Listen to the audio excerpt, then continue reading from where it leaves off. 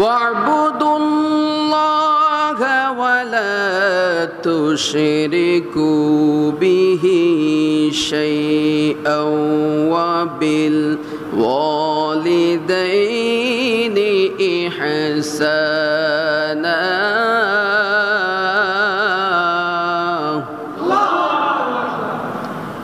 আল্লাহ পাক রব্বুল আলামিন বলেন, ও আমার বান্দা বান্দিরা, আমি আল্লাহ কোরআনুল কারীমের মধ্যে সূরা নিসা আয়াত নাম্বার 36, এই সূরা নিসার মধ্যে আমি তোমাদেরকে জানিয়ে দিলাম, ওয়া'বুদুল্লাহ, তোমরা আমি আল্লাহর ইবাদত করো, আমি আল্লাহর তাবেদারি করো, আমি আল্লাহকে সিজদা করো, আমি আল্লাহকে মানো, এমন ভাবে মানবা যেইভাবে মানলে আমি আল্লাহর সাথে শিরিক হবে না।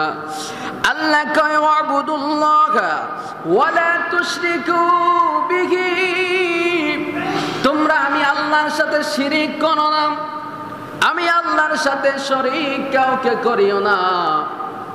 আমি আল্লাহ হলাম এক অদ্বিতীয়, আমি আল্লাহর সমকক্ষ আর কেউ নাই। সুবহানাল্লাহ কোন। আল্লাহ কয় প্রথমে আমার ইবাদত, তারপরে শিরিক থেকে মুক্ত থাকবা, তারপরে তোমরা যেই কাজটা করবা, ওয়াবিল ওয়ালিদাইনি ইহসানা, তোমাদের মাতা পিতার সাথে ভালো ব্যবহার করবা, তাদেরকে ইহসান করবা, তাদেরকে দয়া করবা, তাদেরকে ভালোবাসবা, তাদের যত্ন নিবা, তাদের খেদমত করবা। বলেছেন আমার মাওলা, কথা কোন ঠিক কিনা? আল্লাহ পাক রব্বুল আলামিন পিতা মাতা সম্পর্কে কোরআনুল কারীমের মধ্যে তাগিদ দিলেন। আমার প্যারা নবী, দু জাহানের বাদশা কামলেওয়ালা নবী হাদিস শরীফের মধ্যে তাগিদ দিয়েছেন, হাদিস শরীফের মধ্যে জানিয়ে দিয়েছেন, ওয়ান আবি উসাইদ قال بينا نحن عند رسول الله صلى الله عليه وسلم إذ جاء رجل من بني سلمة فقال يا رسول الله هل بقي من بري أبوي شيء أبرهما به بعد موتهما؟ قال نعم، الصلاة عليهما والاستغفار لهما وإنفاذ أحدهما من بعدهما وصلة الرحمة التي لا توصل إلا بهما وإكرام صديقهما। رواه أبو داود।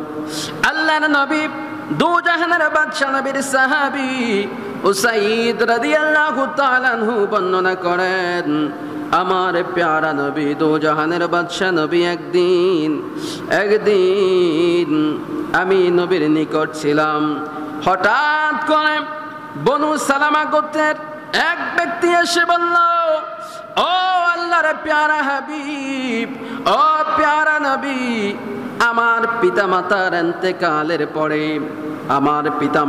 এন্তেকালের পরে তাদের খেদমতের আর কিছু বাকি আছে কিনা আমি জানতে চাই। তারা দুনিয়ার জমিন থেকে চলে গেল, তারা বিদায় নিল, আল্লাহর ডাকে সাড়া দিয়ে চলে গেল, জানতে চাই তাদের উপরে আমার কোনো হক আছে কিনা। আমার প্যারা নবী ডাক দিয়া কয়, সাহাবী রে, তোমার মাতা পিতা ইন্তেকালের পরে তাদের হক হলো তোমরা তাদের কবরের পাশে দাঁড়াইয়া তাদের জন্য দোয়া করা, তাদের জন্য আল্লাহর কাছে মাগফিরাত কামনা করা। কোন সুবহানাল্লাহ। তাহলে পিতা মাতা ইন্তেকালের পরেও সন্তানের কর্তব্য আছে না নাই? এখন অনেকে বলে কবর জিয়ারত করা লাগবে না, কবরের পাড়ে সূরা ফাতিহা পড়া লাগবে না, কবরের পাড়ে সূরা ইখলাস পড়া লাগবে না, এমনিতেই হবে। নাউজুবিল্লাহ কন্যা। ইমান চোরের কোনো অভাব নাই। কি চোর? ইমান চোর। কি চোর? ইমান চোর হলো সবচেয়ে বড় চোর, ঠিক নেই? বন্ধুরা আমার,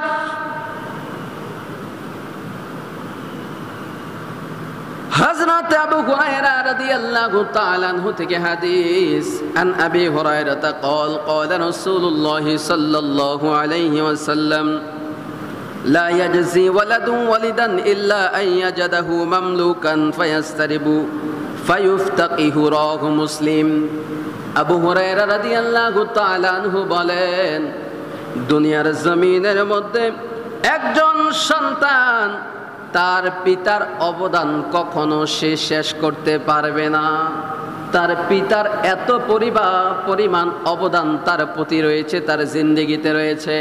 সন্তান মৃত্যুর আগ পর্যন্তও পিতার এই যে অবদানগুলা শেষ করতে পারবে না। কোন মারহাবা। অথচ সন্তানগুলা বাবাকে তুচ্ছ তাচ্ছিল্য করে, বাবাকে বাবাই মনে করে না। অনেক ছেলে আসেনি, মাকে মাই মনে করে না। আবার অনেকে তো বাবা মা বৃদ্ধ হয়ে গেলে তারা বিরক্ত হয়ে যায় যে আমার বাবা ঘন ঘন কথা বলে, ধমক মারে, কিচ্ছু বুঝতে চায় না। হ্যাঁ, তখন তারা বিরক্ত হয়ে, যারা একটু পয়সাওয়ালা লোক আছে তারা বৃদ্ধাশ্রম নামে যে আশ্রমগুলো বের হয়েছে, মা বাবাকে সেখানে রেখে আসে। যে মা বাবাকে দেখতে পারবো না তাদেরকে বৃদ্ধাশ্রমে রেখে আসব। আল্লাহ রসুল হাদিস শরীফের মধ্যে বলে, যখন তোমাদের রাষ্ট্রের মধ্যে, তোমাদের সমাজের মধ্যে বৃদ্ধাশ্রম বেড়ে যাবে, পিতামাতাকে খেদমত না করে বৃদ্ধাশ্রমের মধ্যে রেখে আসবে, ওই সময় বেশি বেশি তোমাদের উপরে আল্লাহর গজব নাজিল হইতে থাকবে।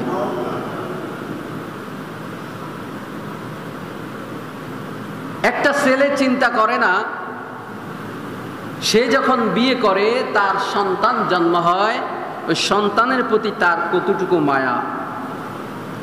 সেম এমন মায়া তোমার বাবাও তোমার জন্য ছিল, ঠিক না? বাবা যদি বলে, বাবারে সকালবেলা এই কাজটা করে দাও না, সন্তান বলে পারবো না। বাবাকে যখন তুমি সন্তান ছোট্টবেলা বাবার কাছে বায়না ধরেছ, রাত 12টা বাজে, কয়টা বাজে? রাত 12টায় বায়না ধরেছ, বাবা আইসক্রিম খাবো। কি খাবো? রাত 12টায় বাবা মার্কেটের মধ্যে ঘুরে ঘুরে তোমাকে আইসক্রিম এনে দিয়েছে, ঠিক কিনা? বাবা বলে নাই আমি পারবো না। সন্তানকে খুশি রাখার জন্য বাবা কিন্তু তোমার আবদার রক্ষা করেছে, তুমি কেন পারো না? তুমি কেন দুনিয়ার মোহে পড়ে মা বাবার কথার অবাধ্য হও? মা বাবার কথার অবাধ্য হয়ে যত বড় বুজুর্গ ব্যক্তি হোক না কেন, মা বাবার কথার অবাধ্য হবে, তার সমস্ত কিছু বরবাদ হয়ে যাবে। বুখারী শরীফের মধ্যে কিতাবুল মাগাজির মধ্যে হাদিসখানা আসছে, আল্লাহর একজন ওলি নাম হলো জোরাইজ। এই জোরাইজ আল্লাহর মস্ত বড় একজন ওলি। ওনার খানকা শরীফের মধ্যে, হুজরা খানার মধ্যে বসে বসে আল্লাহর ইবাদত বন্দেগী করে, নামাজ পড়ে, জিকির আজকার করে। হঠাৎ করে একদিন ওনার আম্মা জান ওনার পিছনে দাঁড়িয়ে দেখতেছে জোরাইজ নামাজ পড়তেছে, নফল নামাজ পড়তেছে। মা দুঃখিনী পিছন দিক থেকে ডাক দেয়া কয়, বাবারে, ও বাবা, আমি তোমার কাছে আসছি, তুমি একটু আমার ডাকে সাড়া দাও। এবার জোরাইজ চিন্তা করে, আমি নামাজ ছাড়তে পারবো না, মা ডাকে ডাকুক, তাতে কি? মা দুঃখিনী পিছন দিক থেকে ডেকে সন্তানের সাড়া না পাইয়া বাড়ির মধ্যে চলে গেল। পরের দিন আবার মা আসলো, আয়েশা দেখছে সন্তান আবার নামাজের মধ্যে দাঁড়িয়ে আছে। এমন সময় মা ডেকে বলে, ও জোরাইজ, আমি গতকালকে এসে ঘুরে গেলাম, আবার আসলাম, নামাজ ছেড়ে দাও, আমার সাথে কথা বলো। জোরাইজ কথা বলে না। মা মনের মধ্যে কষ্ট লইয়া রাস্তা দিয়ে হাঁটতে হাঁটতে যায়, আর আল্লাহরে ডেকে বলে, আল্লাহ, আমার জোরাইজ তোমার দপ্তরে যত বড় অলি হোক না কেন, তোমার দরবারে যত বড় বুজুর্গ হোক না কেন, আমি মায়ের মনে কষ্ট দিয়েছে, এই কষ্ট দেওয়ার কারণে আমি তাকে একটা অভিশাপ দিয়ে যাচ্ছি। আমার জোরাইজ এন্তেকালের আগে একটা জিনাকারী মহিলার অপবাদ দিয়া, জিনার অপবাদ নিয়ে যেন সে এন্তেকাল করে। নাউজুবিল্লাহ কোন। কিছুদিন হয়ে গেল, জোরাইজ খানকার মধ্যে ইবাদত বন্দেগী করে। ওই খানকা শরীফের পাশে একটা মাঠের মধ্যে রাখাল রাখালিনী বকরি চড়ায়। তাদের মধ্যে প্রেম হয়ে গেল, সম্পর্ক হয়ে গেল, অবৈধ সম্পর্ক হয়ে গেল। ওই মেয়েটার গর্ভের মধ্যে একটা সন্তান পয়দা হলো। এই সন্তান যখন আস্তে আস্তে পেটের মধ্যে বড় হতে লাগলো, ওই মেয়েটা তার মাকে জানাইলো, বাবাকে জানাইলো। মা বাবাকে জানানোর পরে এবার মা বাবা সন্ধান করতে লাগলো সন্তানের বাবাকে। হঠাৎ করে মেয়েটা ওই রাখালের কাছে যায়, কয়, তুমি আমাকে ভালোবেসেছো, মহব্বত করেছো, অবৈধ সম্পর্ক করে আমার গর্ভে সন্তান আসছে। এখন তো সমাজের লোকজন, আমার পরিবারের লোকজন এটার পরিচয় চায়, কি বলবো? ওই লোকটা বলে, আমার পক্ষে বিয়ে করা সম্ভব না, বিয়ে করা সম্ভব না। কয়, তাইলে কি করা যায়? বুদ্ধি একটা আছে। ওই যে খানকার মধ্যে বসে বসে আল্লাহর ওলি জোরাইজ ইবাদত বন্দেগী করে, এই তহমতটা যদি তার উপরে দেওয়া হয় যে তোমার গর্ভের সন্তানটা আমার না জোরাইজের, এই তহমত যদি দেওয়া হয়, মানুষ বিশ্বাস করবে।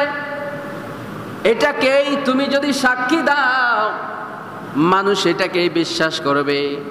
এবার মেল বসানো হলো। মেলের মধ্যে মেয়েটাকে জিজ্ঞেস করে, তোমার এই সর্বনাশ কে করছে? কয়, আমার এই সর্বনাশ আল্লাহর ওলি জোরাইজ করছে। আসলে করছে নি? আসলে করছে নিও, কিন্তু না করলেও কলঙ্কের দাগ পড়ে গেছে। জোরাইজকে জিজ্ঞেস করে, হুজুর, আপনি এমন বুজুর্গ একজন ব্যক্তি কিভাবে কাজ করলেন? জোরাইজ চুপ করে রয়েছে। জোরাইজ চুপ হয়ে আছে, কারণ জোরাইজের মা যখন বরদোয়া করতেছে আল্লাহর দরবারে, ওই শব্দটা জোরাইজের কানের মধ্যে আসছে। জোরাইজ বুঝে গেছে এটা আল্লাহর ফয়সালা, এটা আল্লাহর ফয়সালা। যদি আমি এই পাপটা করি না, এই পাপের তহমত লইয়া আমাকে দুনিয়া থেকে বিদায় নিতে হবে।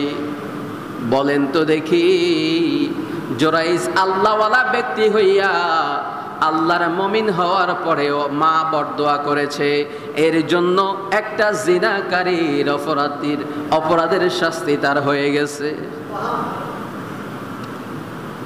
তাহলে আপনি যদি মনে করেন আমার মা পাগল, আমার বাবা পাগল, কি বলে না বলে হুঁশ নাই, মা বাবাকে পাগল বানায়া দিলেন।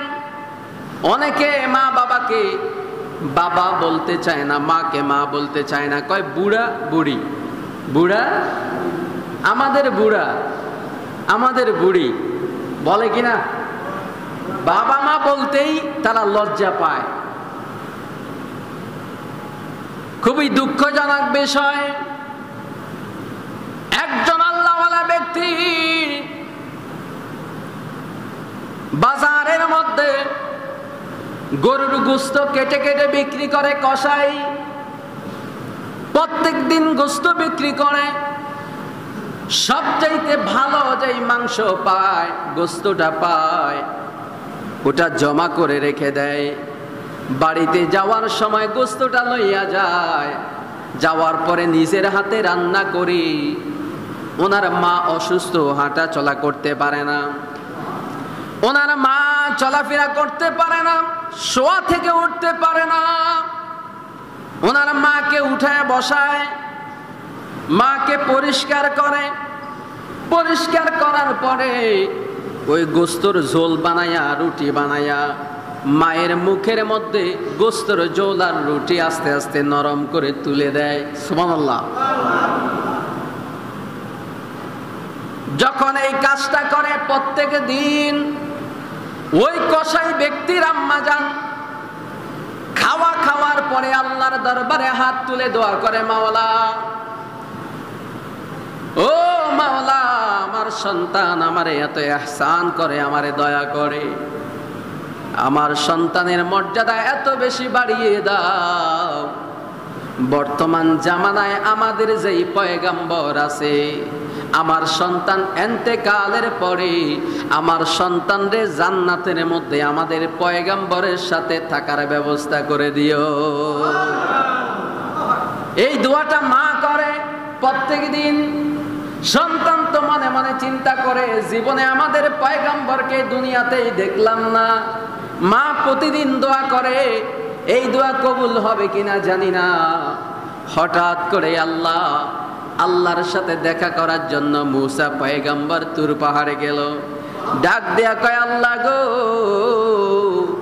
আমি মুসার সাথে জান্নাতে থাকবে এমন একজন বন্ধু এই মুহূর্তে দুনিয়াতে বেঁচে আসেনি, আপনি একটু আমারে বলেন। জোরে কোন সুবহানাল্লাহ। এমন সময় আল্লাহ ডাক দেয়া কয়, মুসা রে, একজন ব্যক্তি আছে গরু জবাই করে গোশত বিক্রি করে, কোথায় গেলে পাবো? আল্লাহ কয়, যাও অমুক বাজারের মধ্যে যাও। মুসা পয়গাম্বর গোশত দোকানের সামনে সারাদিন দাঁড়িয়ে গোশত বিক্রি দেখছে মাফে একটাও কম দেয় না, মাফে কম দেয় না। আমগো দেশে গরু গোশত কিনতে গেলে কম হয়নি, বাড়িতে আইনা দেখবেন 5 কেজির তো 100 গ্রাম কম, 200 গ্রাম কম, ঠিক কিনা কম? কিন্তু এই লোকটা মাফে কম দেয় না, হালাল ভাবে ব্যবসা করতেছে। আর জিজ্ঞেস করে, কে আপনি? আমার দোকানের সামনে সারাদিন দাঁড়িয়ে আছেন। কয়, আমি একজন আল্লাহর বান্দা, আমার কোনো ঠিকানা নাই, আপনার বাড়িতে মেহমান হয়ে যাইতে চাই। কয়, মেহমান বাড়িতে আসা তো ভালো, আল্লাহ যার উপরে রাজি হয়, যার উপরে খুশি হয়, তার বাড়িতে মেহমান পাঠায়। অনেকের বাড়িতে মেহমান আসলে অনেকে বেজার হয়, রাগ হয়, গোসা হয়। কয়, প্রতিদিন কেন আমার বাড়িতে মেহমান আসে? মনে রাখবেন, মেহমান আসা এটা আমার আল্লাহর পক্ষ থেকে আল্লাহ পাঠায়। এবার ওই কসাই লোকটা আল্লাহর পয়গাম্বর মুসা নবীকে নিয়ে বাড়িতে গেল। দেখে নাই কোনোদিন, পয়গাম্বরকে চিনে না, দেখে নাই কোনোদিন। পয়গাম্বরকে যখন বাড়িতে নিল, বলে, পয়গাম্বর আপনি এই জায়গায় বসেন। পয়গাম্বর এটা উনি জানে না, মেহমান মনে করে বসাইছে। বসায়া বলে, আমার একটা কাজ আছে, কাজটা শেষ করে আপনার কাছে আসতেছি। এবার আল্লাহর পয়গাম্বর মুসা আলাইহিস সালাম উনি বেড়ার ফাঁক দিয়ে নজর করে দেখতেছেন এই কসাই কি করতেছে। হঠাৎ করে উনি দেখল ওনার মা বিছানার মধ্যে শুয়ে আছে, লড়তে পারে না। উনি মাকে সোজা করে বসাইয়া পরিষ্কার পরিচ্ছন্নতা করে রান্না বান্না করে মায়ের মুখের মধ্যে খাবার তুলে দেয়। মা আল্লাহর দরবারে হাত তুলে দোয়া করে। এই দৃশ্য দেখার পরে পয়গাম্বর চুপ করে বসে আছে। এবার মায়ের খেদমত শেষে পয়গাম্বরের সামনে এসে বলছেন, আপনি একটু নাস্তা করেন, আমার বাড়িতে আসছেন মেহমান। আমি নাস্তা করার জন্য আসি নাই, আসছি আপনাকে দেখার জন্য, আপনার কর্মগুলা ফলো করার জন্য। কয়, কেন? আপনি কে? কয়, আমি হইলাম এই জামানার পয়গাম্বর হযরতে মুসা আলাইহিস সালাম। হুজুর, আপনি আমার বাড়ির মধ্যে কেন? কয়, আমি তোমার বাড়িতে আসছি আল্লাহর কাছ থেকে সংবাদ লইয়া। কয়, কি সংবাদ? কয়, তোমার কপাল খুলে গেছে, তোমাকে আল্লাহ জান্নাতের মধ্যে দিবে। শুধু জান্নাতে দিবে না, আমি পয়গাম্বরের সাথে তোমার জান্নাতের মধ্যে থাকার ব্যবস্থা করে দিবে। বলে, হুজুর তাই নাকি? কয়, হ্যাঁ। তখন লোকটা চোখের পানি ছেড়ে দিয়ে বলে, হুজুর, আমার মাকে যখন যত্ন করে প্রতিদিন খাওয়াই, আমার মা তো আল্লাহর দরবারে হাত তুলে আমার জন্য এই দোয়াটাই করে। আমার মায়ের দোয়াটা আমার আল্লাহ কবুল করে ফেলেছে। মায়ের দোয়া কবুল হয় কি হয় না? মা যারে বেঁচে নাই তার মতো দুঃখী নাই, মা যারে বেঁচে নাই তার মতো দুঃখী নাই, খালা ফুফু মায়ের মতো না। মা গো জান্নাতের চাবি আমার মা, জান্নাতের চাবি আমার মা, মা গো জান্নাতের চাবি আমার মা। এই জন্য মা বাবার মানে কষ্ট দেওয়া যাবে না, দুঃখ দেওয়া যাবে না। মা বাবা যাদের বেঁচে আছে, আল্লাহর নবী হাদিস শরীফের মধ্যে বলেন, তোমাদের যাদের পিতামাতা বৃদ্ধ অবস্থায় তোমরা তাদেরকে পেয়েছো, পাওয়ার পরে তাদেরকে তাদের সেবা যত্ন করে তাদেরকে সন্তুষ্ট করতে পারলা না, তোমাদের মতো পোড়া কপালি এই দুনিয়ার জমিনে আর নাই। বৃদ্ধ অবস্থায় দুইজনের একজনকেও যদি পান, তাদের খেদমত করে আল্লাহর সন্তুষ্টি অর্জন করতে আল্লাহ পাক রব্বুল আলামিন বলেছেন। মায়ের মানে কষ্ট দিয়েছেন, দুঃখ দিয়েছেন, আপনার জীবন বরবাদ, এই জিন্দেগি বরবাদ, কবরের জিন্দেগি বরবাদ, হাসরের জিন্দেগি বরবাদ, আপনার ঠিকানা জাহান্নামের মধ্যে হয়ে যাবে। আল্লাহর নবীর একজন সাহাবী, আল্লাহর নবীর একজন সাহাবী, সাহাবীর কথা বলতেছি, আমরা তো কোথাকার কি সলিমুল্লাহ কলিমুল্লাহ। আল্লাহর নবীর একজন সাহাবী মায়ের মনে কষ্ট দিল, ইন্তেকালের সময় জবান দিয়ে কলেমা আসে না, কলেমা নসিব হয় না। নবীর দরবারে সাহাবীরা যায় কয়, নবী গো আপনার সাহাবী কলেমা মুখ দিয়ে আসে না। আমার নবী দৌড়াইয়া গেলেন, যে বলে কালেমা পড়ো, তার জবান দিয়ে কালেমা বের হয় না। এমন সময় আল্লাহর নবী কয়, মা আপনি কি আপনার সন্তানকে কোনো কারণে অভিশাপ দিয়েছিলেন? কয় হ্যাঁ, আমার সন্তান আমার মনের মধ্যে কষ্ট দিয়েছে, দুঃখ দিয়েছে, এই জন্য আমি তাকে বরদোয়া করেছি। কয় মা আপনি যদি আপনার সন্তানকে না মাফ করেন, আপনার সন্তান তো জাহান্নামের লাড়কি হয়ে যাবে, জাহান্নামী হয়ে মৃত্যুবরণ করবে। দেখেন একজন নবীর সাহাবী হইয়া মায়ের মনে কষ্ট দেওয়ার পরে কি অবস্থা হইতেছে। আল্লাহর নবীর কাছে একজন ব্যক্তি এসে বলছেন, ইয়া রাসূলুল্লাহ আমি জিহাদের ময়দানে যেতে চাই। আমার নবী কয়, তোমার বাড়িতে তোমার মা আসেনি, বাবা আসেনি? কয় আছে। কয় জিহাদের ময়দানে যাওয়া লাগবে না, মা বাবার খেদমত করলে তুমি জিহাদের সওয়াব পায়া যাইবা। তখন মা কয়, আমার সন্তান আমার মনে অনেক দুঃখ দিছে, কষ্ট দিছে, মাপ নাই। মা কয়, আল্লাহর রাসূলকে আপনি কি চান আপনার সন্তান জাহান্নামে জ্বলুক? মা কয় না, আমার সন্তান কবরে গেলে তার যে অবস্থা হবে হোক, সেটা তো আমি দেখব না। আল্লাহর রাসূল তো হিকমত জানেন, আল্লাহ তো নবীকে হিকমত শিক্ষা দিয়ে দিলেন। এবার আল্লাহর রাসূল সাহাবায়ে কেরামকে কয়, কোন মা সন্তান আগুনে জ্বলবে এটা সহ্য করতে পারবে না, জ্বালাও, আগুনের একটা কুণ্ডলি বানাও, লাড়কি দিয়ে আগুন জ্বালাও, ওনার সামনে ওনার সন্তানকে দুনিয়ার আগুনের মধ্যে জ্বালায়া দিব। এবার যখন আগুন জ্বালানো হলো, দাও দাও করে আগুন জ্বলে। এমন সময় ওই সাহাবীকে হাতে পায়ের মধ্যে ধরে যখন আগুনের মধ্যে ফেলে দিবে, মা দুঃখিনী চিৎকার মেরে বলে, ইয়া রাসূলুল্লাহ, নবী গো আমি যেই সন্তানকে 10 মাস 10 দিন গর্ভে ধারণ করেছি, বুকের দুধ খাওয়াইয়া তারে বড় বানাইছি, ওই সন্তানরে আমার সামনে আগুনের মধ্যে জ্বালাইবেন। আল্লাহর নবী কয় জাহান্নামের আগুন তো তার চাইতে আরো কোটি কোটি গুণ বেশি ভয়াবহ আগুন, সেখানে তো আপনার সন্তান জ্বলবে আপনি যদি মাপ না করেন। তখন মা দুঃখিনী ডাক দিয়া কয় নবী গো, আপনাকে সাক্ষী রেখে বলছি আমার সন্তানকে আমি এই মুহূর্তে মাপ করে দিয়েছি। তাহলে এত নবী সাহাবীর কথা বললাম, আল্লাহর ওলির কথাও বললাম। কোনো ব্যক্তি যদি আল্লাহর ওলি হয়ে দাবি করে আমি আল্লাহওয়ালা, আমি আল্লাহর ওলি হয়ে গেছি, তার বাবাকে খাওয়ায় না, মাকে খাওয়ায় না, হ্যাঁ, তাহলে এই আল্লাহর ওলির কোনো দাম আছে? দুনিয়াতে থাকতে পারে কিছু কিছু মানুষের কাছে, আল্লাহর কাছে কোনো দাম নাই। হজ করতে যাবেন গুনাহ মাফের জন্য, হজ করতে যাবেন নবীর রওজা জিয়ারতের জন্য, নবীর সাথে দেখা করার জন্য, নবীর দিদারের জন্য।